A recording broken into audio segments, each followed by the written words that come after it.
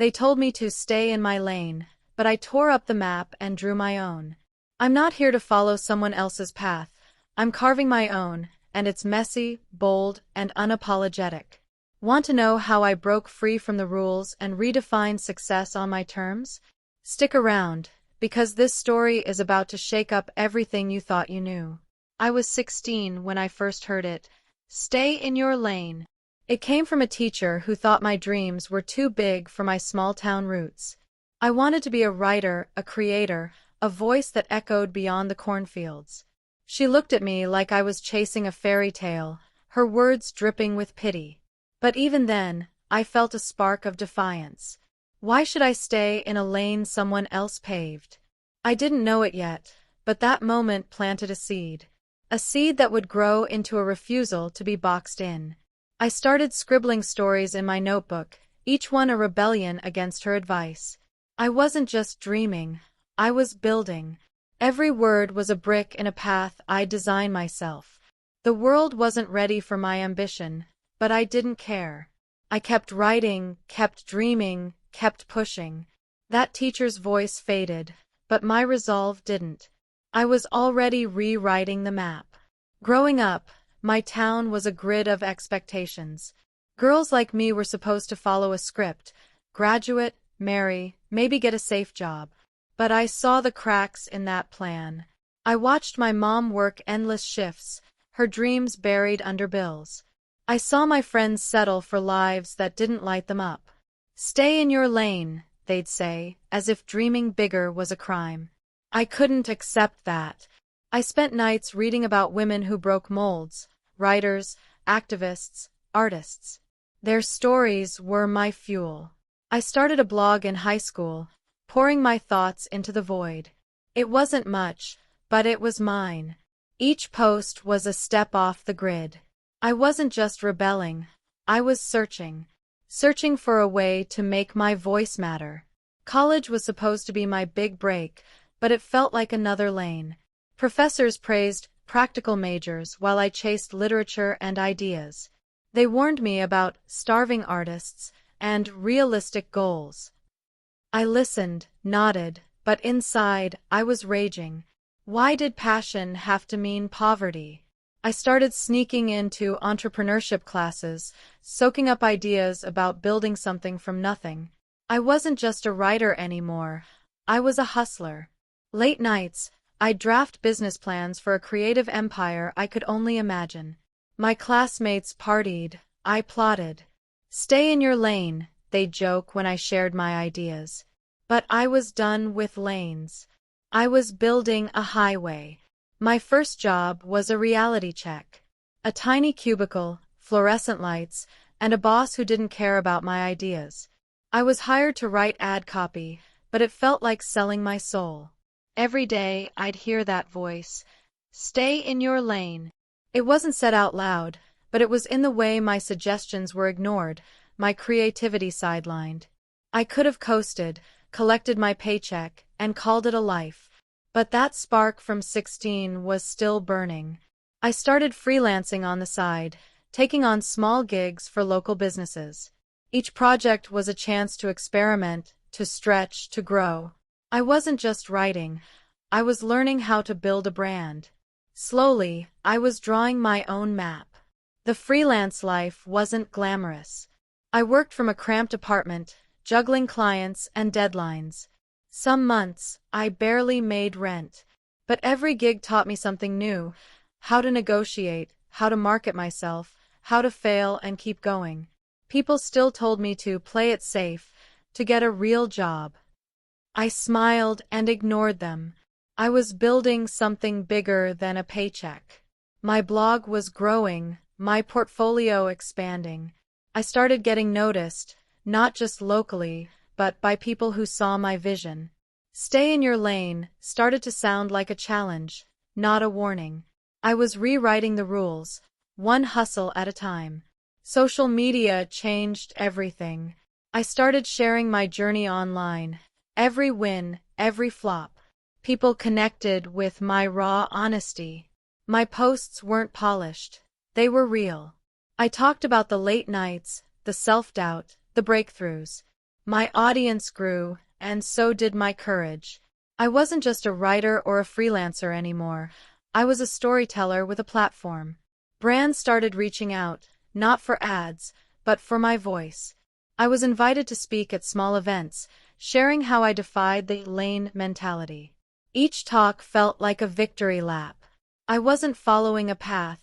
I was blazing one. But success didn't mean smooth sailing. The bigger I got, the louder the critics. "You're too loud," they'd say. "Too ambitious."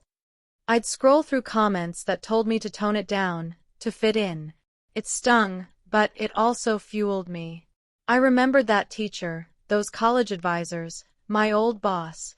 They all wanted me smaller, safer. I refused. I doubled down, creating bolder content, taking bigger risks. I launched a podcast, sharing stories of others who rewrote their maps. The haters didn't stop, but neither did I. Every critique was just noise on my highway. Money started coming in, not a flood, but enough to breathe. I quit my day job, a leap that felt like jumping off a cliff. But I wasn't scared anymore. I'd built a foundation, clients, followers, a vision. I was no longer just surviving, I was thriving. I hired a small team, people who believed in my map. We brainstormed projects that didn't fit in any lane. Books, workshops, collaborations. "Stay in your lane" was now a punchline. I wasn't just rewriting my map. I was helping others redraw theirs. My inbox filled with messages from people inspired to chase their own dreams. I started mentoring young creators, especially women. I saw myself in their eyes, the hunger, the doubt, the fire. I told them what no one told me: your lane is wherever you decide to drive.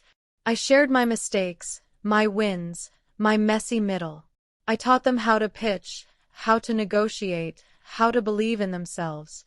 Watching them grow felt like rewriting my own story. I wasn't just building a career, I was building a movement. A movement of people who refused to be confined. We were all tearing up the old maps, drawing new ones together. Looking back, I realize "stay in your lane" was never about me. It was about their fears, their limits. Every time someone said it, they were trying to keep me small, to keep the world predictable. But I wasn't built for predictable. I was built to disrupt, to create, to inspire. My map isn't finished. It never will be. But it's mine, and it's vibrant, winding, and full of detours. I'm not done rewriting it, and I never will be. Because the moment you stop redrawing is the moment you stop growing. The first time I spoke at a major conference, I was terrified. Hundreds of eyes on me, waiting for wisdom I wasn't sure I had. I told my story: small-town girl, big dreams, no map.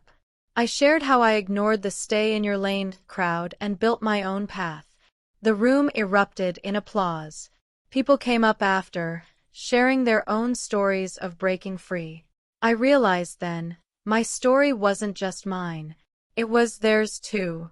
We were all rewriting maps, rejecting lanes, chasing what set our souls on fire. That day, I felt the weight of my purpose. I wasn't just a creator, I was a catalyst. My podcast grew into something I never expected.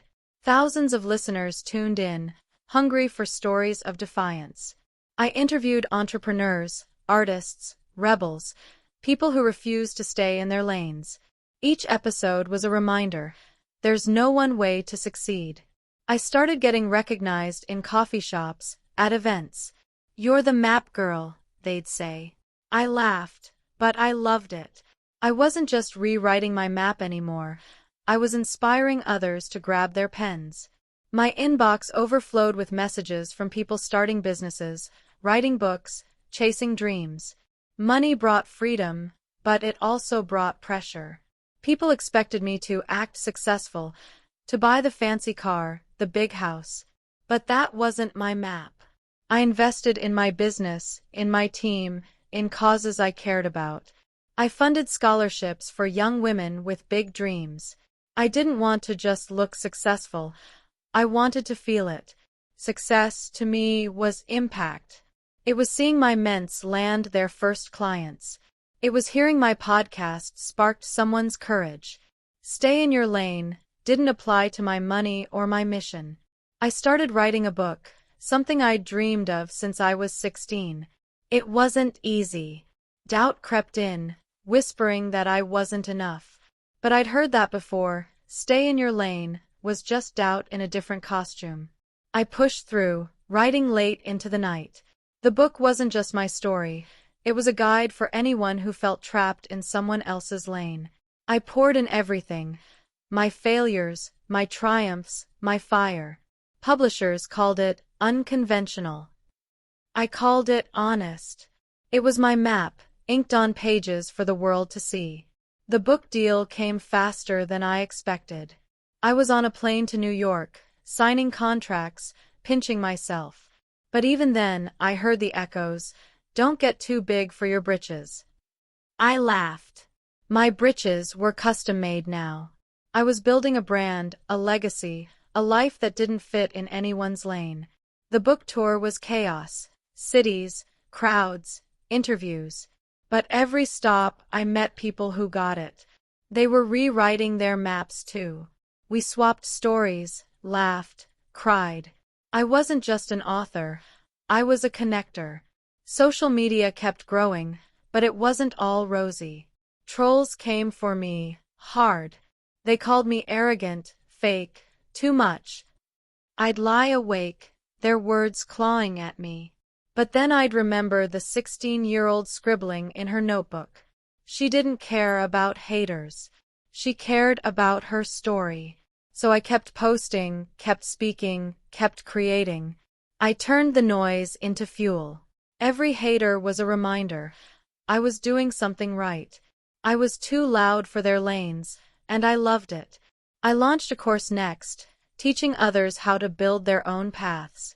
It was practical, branding, marketing, mindset, but it was also personal.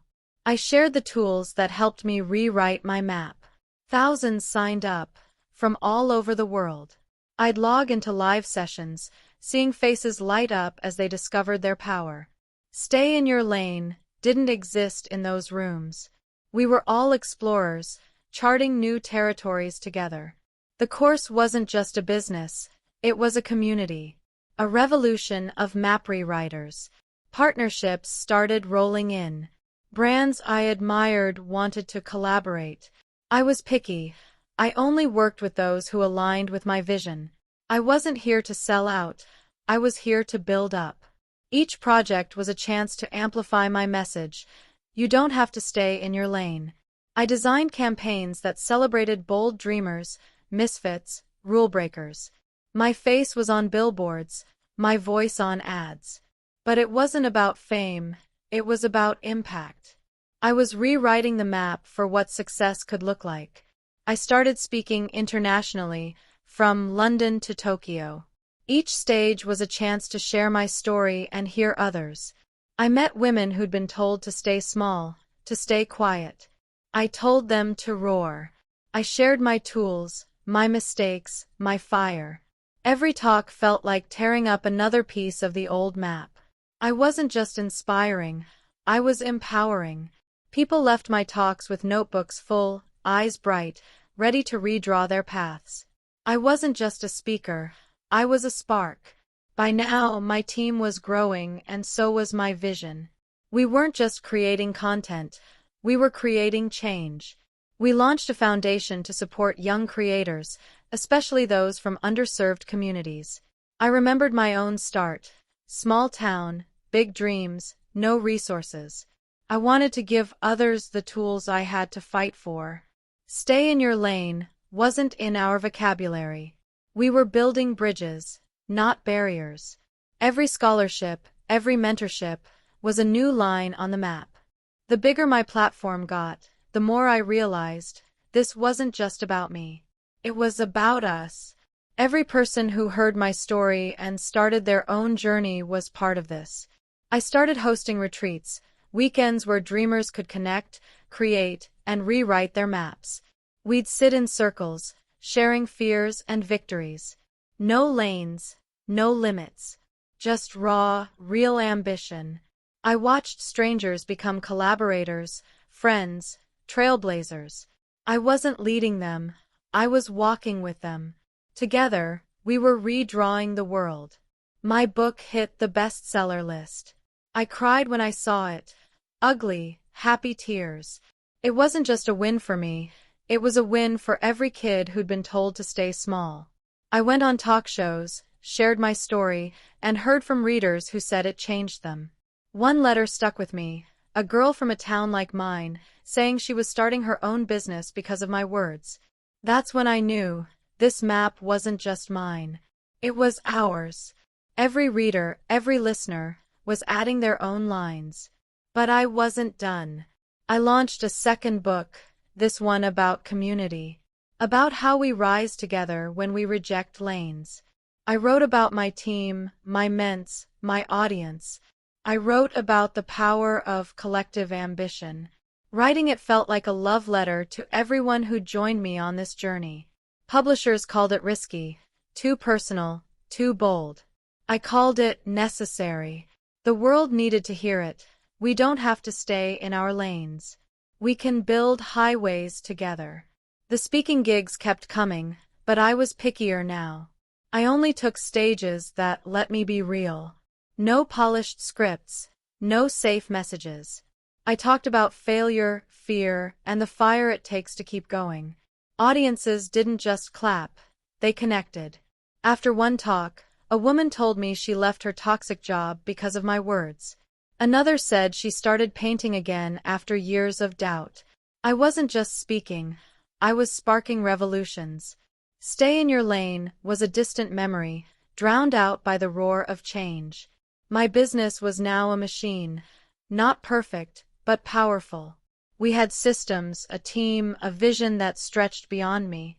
I wasn't just a creator anymore, I was a leader. I learned to delegate, to trust, to let others draw their own lines on the map. It wasn't easy. Letting go felt like losing control. But it was worth it. My team brought ideas I'd never imagined. Together, we were building something unstoppable. Stay in your lane couldn't touch us now. I started experimenting with new mediums, video series, live events, even a documentary.